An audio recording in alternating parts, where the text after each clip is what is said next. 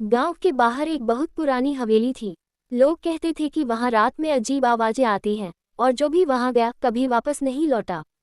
एक दिन गांव के 4 दोस्त राहुल, मोहित, संजू और रीना ने तय किया कि वे इस रहस्य को सुलझाएंगे।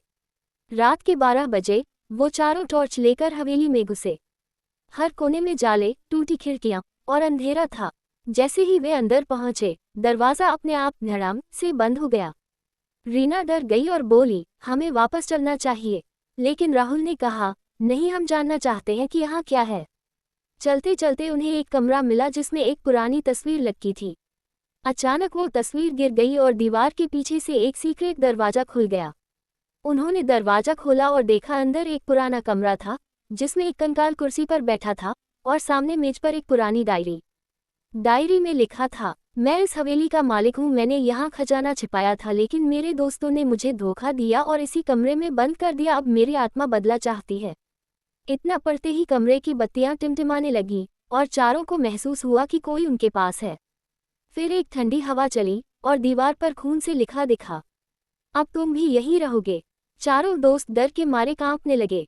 तभी अचानक कमरे में रखी मोमबत्तियां अपने आप जल उठीं और उस कंकाल की आंखों से लाल रोशनी निकलने लगी। मोहित चीखा, भागो यहाँ से। जैसे ही वे दौड़ने लगे, पूरा हवेली हिलने लगी। दरवाजे अपने आप बंद हो रहे थे। खिड़कियों में से सफेद साए बाहर झांक रहे थे। तभी रीना को कुछ महसूस हुआ। उसने डायरी को फिर से पढ़ा और देखा कि आखिरी पन्ने पर लिखा था, जो मेरा सच दुनिया को बताएगा वही मेरी आत्मा को मुक्ति देगा। रीना ने कहा, हमें इस आत्मा की सच्चाई सबको बतानी होगी, तभी ये हमें जाने देगा।